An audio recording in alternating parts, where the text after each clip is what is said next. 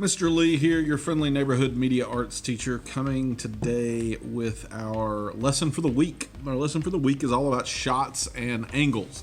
Shots and angles typically used in movie and television. TV in the last few years especially has gotten far more cinematic than it has been in the past.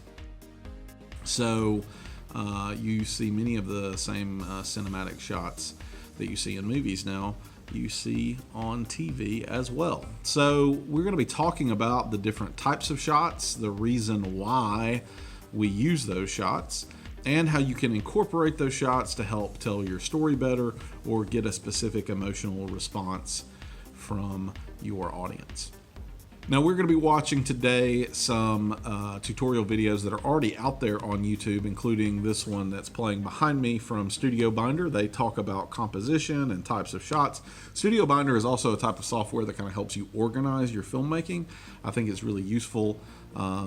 We don't yet use it in class, but that may be something that we incorporate into our lessons moving forward this year. They have some really great tutorials on their YouTube page that teaches you about the fundamentals of filmmaking, kind of where to start and how to organize your thinking when you're making a movie. So we're going to go right into the Studiobinder tutorial. It's going to show you a bunch of different types of shots, what they're used for, the kind of emotions that they get from the audience. Talks a lot about their purpose. So watch this video in its entirety. It's about 10 minutes or so. And then at the end of the video, I'll be back to explain a little bit more and tell you about your assignment.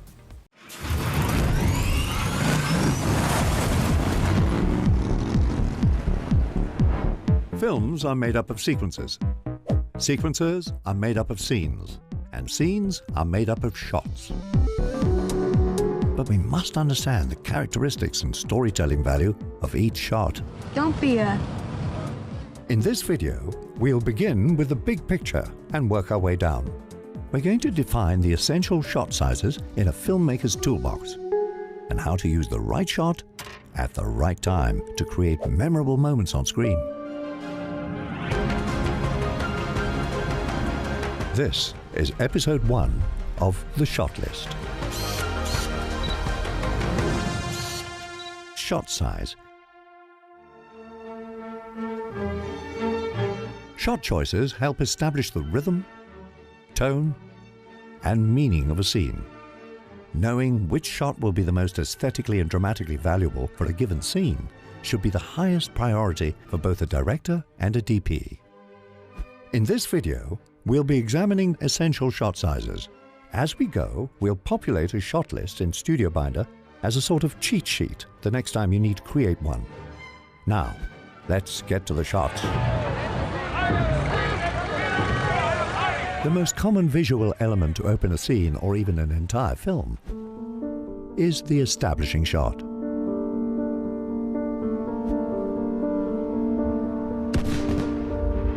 It is typically wide enough to establish the geography, time of day, show the scale of subjects in relation to their environment, and is often used to transition between scenes. With genres like science fiction, where entirely new worlds need to be introduced, the establishing shot is crucial. Blade Runner 2049 opens with a series of establishing shots.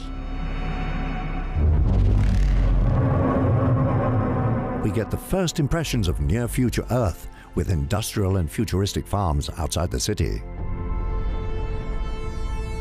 So remember, an establishing shot is a crucial introductory component of any scene. It can mark a transition to a new location, or introduce crucial details about the location or world. The establishing shot is often followed up with a master shot, or simply the master.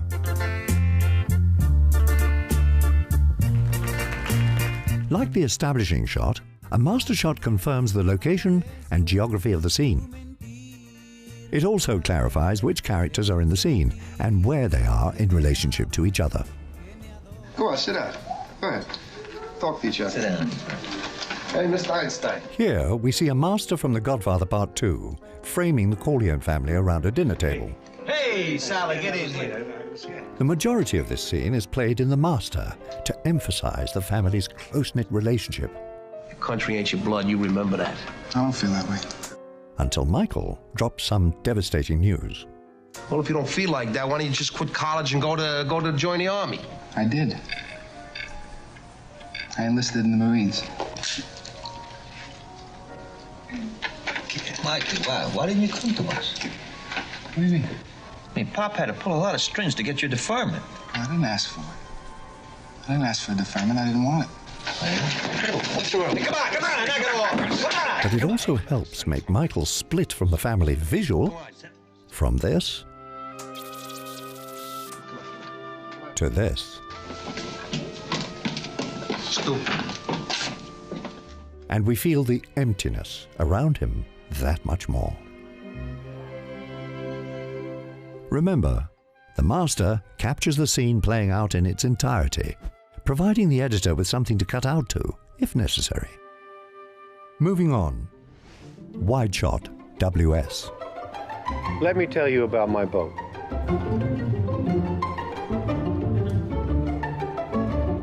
The wide shot positions subjects far from the camera to visually represent their relationship to their environment. This is distinct from the establishing shot, which is about location. The wide shot is principally concerned with the scale of the subject. I'm finished. It can be used when you need to make subjects appear lost, lonely, or overwhelmed, or comment on a subject's relationship to their environment. In this wide shot from Phantom Thread, we can see the characters Alma and Reynolds dwarfed by a messy ballroom. Paul Thomas Anderson could have ended the scene with close-ups to capture the characters' emotions. But by ending with a wide shot here, we can consider Alma and Reynolds together, yet isolated from the world around them. Use it when you need to establish the spatial relationships of the subjects. Make statements using distance, depth, or size. Our next subject, full shot. When a subject's entire body reaches from the top to the bottom edges of the frame, the shot is defined as full. With a full shot, it's not necessary to put the subject in the center of the frame, but notice how often this is the case.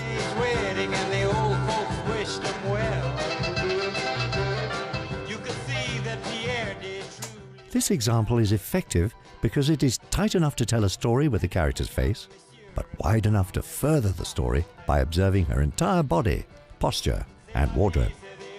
So remember, a full is composed head to toe, and you can use them when you need to make statements about a subject's physicality and present a character in all their glory. Moving on. Medium full shot, Cowboy. The medium full shot is arranged from the top of the subject's head to just below their waist. It is sometimes referred to as a cowboy shot based on the height of gun holsters. Here we can see complementary angles from The Favorite, composed in medium fulls. The cowboy angle on the character Lady Sarah is particularly strong and confrontational. This isn't a Western and features no holsters, but it's hard not to think of cowboys when firearms are deployed like this. Use it when you need to present a subject as confident, dangerous, or confrontational, especially when weapons might be drawn. Moving on. Medium shot, MS. Perhaps the most popular shot size in all of cinema is the medium shot. But why? Because it's more of a neutral shot, neither dramatic like a close-up or distancing like a wide shot. It captures the subject in a size similar to how we interact with people. Will you hold still? The typical composition of a medium shot starts above the waist but below the chest and ends just above the head. Shot sizes deployed in animated films function under the same compositional rules. Oh! Hello. Let's look at an example to better illustrate this. In this scene from Coco, Miguel watches a film starring his idol. The medium shot composition accommodates quite a bit. The props from Miguel's shrine, the detail on the TV screen, and Miguel's reactions to it. It's an intimate moment as we observe Miguel's joy, along with the objects of his affection in a single frame. Follow my heart. You know that feeling like this? So remember, the typical composition of a medium shot starts above the waist, but below the chest, and ends just above their head. Use it when you need to dig into a subject's eyes without losing their physicality or environment, or utilize a true middle ground approach that is neither jarring nor especially dramatic. Our next subject, medium close-up shot, MCU. When a shot frames a subject from mid-chest to just above their head, it is referred to as a medium close-up. Medium close-ups are about reducing distraction and prioritizing story and character details. Use it when you need to get intimate with a subject without losing their physicality. Perhaps I treated you too harshly. Here, the villainous Thanos snaps his fingers during the climactic moments of Avengers Endgame. With this shot size, we have room for the Infinity Gauntlet, and Thanos' look of cruel satisfaction in thinking he has won. But when he fails, this medium close-up is designed to also capture his reaction.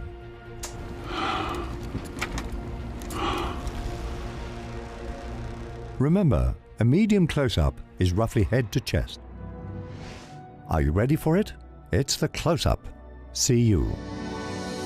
Here's Johnny! Of course, the most powerful visual weapon for highlighting a change in emotion or dramatic beat on screen. Close-ups are most often arranged at eye level, better to dig into the windows of a soul.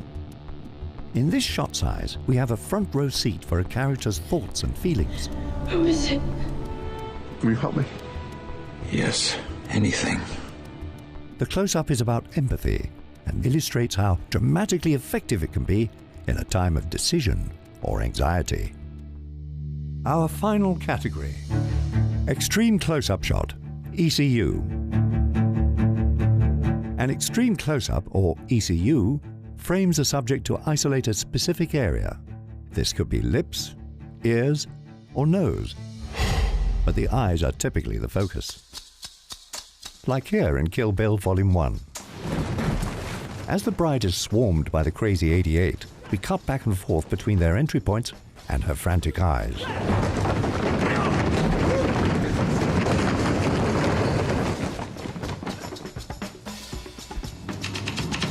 But when the function of a specific prop or an intimate detail is necessary, filmmakers will often rely on the insert shot. Inserts are most commonly used to highlight and isolate something crucial to the narrative.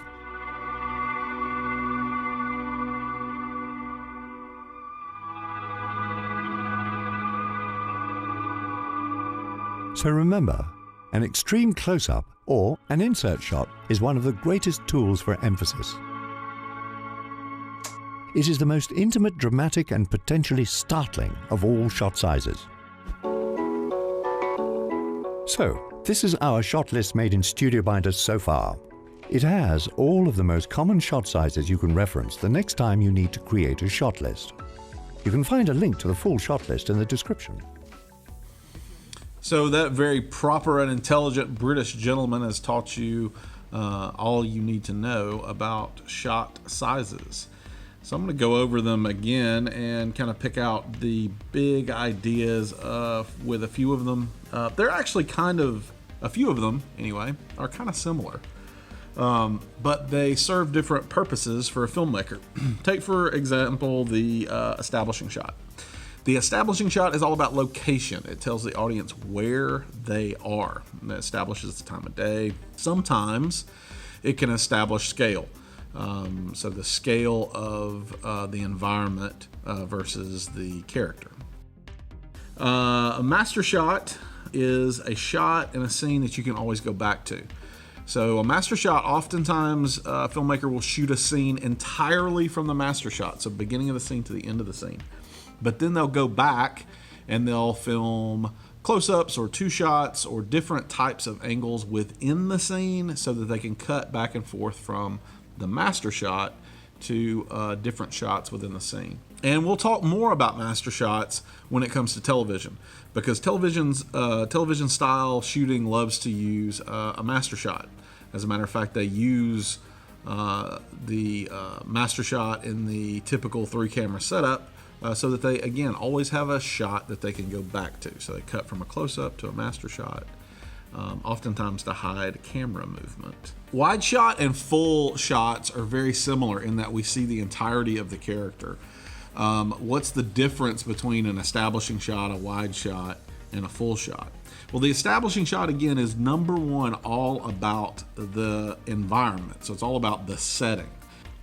Wide shot is about the relationship between the character and the setting. So in an establishing shot, you may never see a character, but in a wide shot, you're gonna see a character, an actor, and you understand the relationship between that character and their setting. It can show isolation. Again, it can show size and scale. The establishing shot can do that too, but the wide shot is specifically designed to do that. The wide shot and the full shot both are the same in that they include the entirety of the character. So from the top of the head to the bottom of the foot, the entirety of the character is shown in a wide shot or a full shot. The full shot is about the character themselves. It's not necessarily about the environment. The full shot allows you to see the environment, but again, the purpose of a full shot is to focus on the character. Then we have the medium full shot or the cowboy shot. Biggest takeaway from this is it's a very intense shot and it can show confrontation or conflict. So it usually makes a character look stronger just because of the way that shot is sort of wired in our brain, because we usually see it used in those like confrontational settings. Again, it's called that cowboy shot because it's designed so that you can see the cowboy's gun and holster in the old style westerns. So that's really where that shot was invented. This is a good time to point out that you cannot show guns or images of guns or any kind of gun-related violence in any of the videos that you produce this year, so don't even try it. Medium shot is just your typical shot. This is really, this is close to a medium shot. It's somewhere between a medium shot and a medium close-up. It's your most typical shot that you see in film and television. If you ever watch the news is almost always a medium shot. So from the waist up or the chest up, you do need to make sure you can see the head. They make an interesting point that shot sizes are actually the same whether you're talking about live action or animation. There's no difference between the two. Oftentimes a director of live action can make the jump to animation, and an animated director can make the jump to live action with just a few modifications of their style, because the sensibilities, the skills that they have in their head for how to frame a shot and how to put together a story are exactly the same. Medium close-up is our next shot that we want to talk about. That's from about here, so about chest up. This is great at conveying emotion, but it's similar to the next shot, which is the traditional close-up. But the close-up is a little bit tighter, right? It pulls in and you're just seeing the face. So it's more intense when you want to convey emotion. A lot of times the medium close-up and the close-up are used interchangeably, but if you want to make a big emotional impact, the close-up is always the way to go.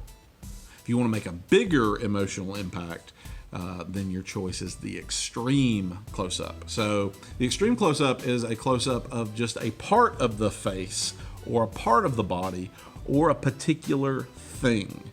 Oftentimes when you're watching something, an extreme close-up will be used, say when a character picks up a phone. So the character will be in a medium shot and they'll reach to pick up the phone, and the camera, instead of following that hand picking up the phone, there'll be a close-up of the hand picking up the phone, an extreme close-up. It helps connect the action to what the character is doing. It's also used for really dramatic, impactful statements. So extreme close-up is a great shot to use when you want to get the audience's attention. So let's talk about the assignment. What is the assignment for this week? Well, the assignment for this week uses the information you were just given in this video, and you can always go back to it if you need to refer back to these particular shots. You got plenty of great examples in the video. Also, you can just Google search establishing shot, and you'll get lots of great examples there as well. But you're going to recreate all of these shots, every single one of them, and you're going to label them somewhere on the shot. So the shots you're going to recreate are the establishing shot, the master shot, the wide shot, the full shot, the medium full shot. I like to call it the cowboy shot, so the cowboy shot there. The regular old medium shot, which is typical, like if you watch YouTubers or vloggers, they're almost always in a medium shot. And then we've got the close-up, and we've got the extreme close-up. So you're going to recreate all of those shots, and you're going to do that in a couple different ways. I want you to either do it using the camera on your phone, and then you'll need to go into a free editing software and add titles and put all the videos together. So you just string all those shots together in your video editing software, and you'll give each of them a name. So we'll start with the establishing shot, and I should see in the lower right hand corner like that, I should see establishing shot. Or more accurately, I guess, this would be a medium close-up, so it should say medium close-up like that.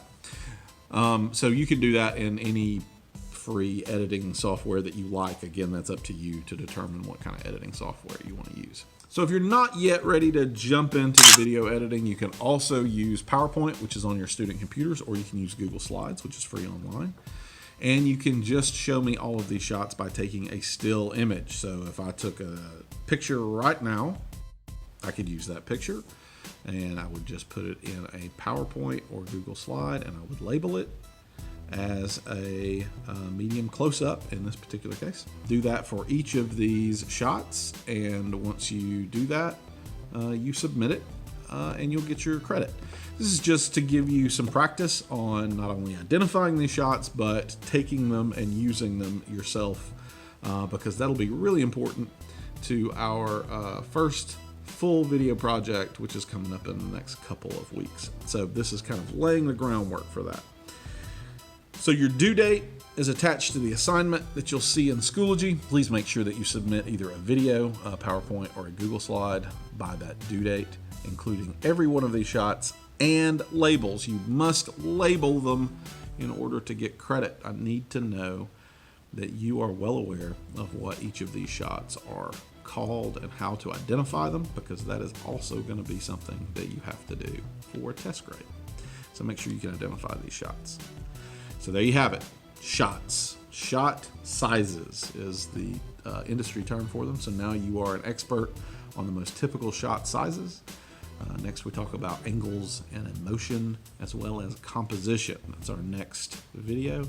So I hope you took something useful away from this. For some of you it may have been a review, but I look forward to seeing your video examples very soon, and we will meet live to discuss those examples.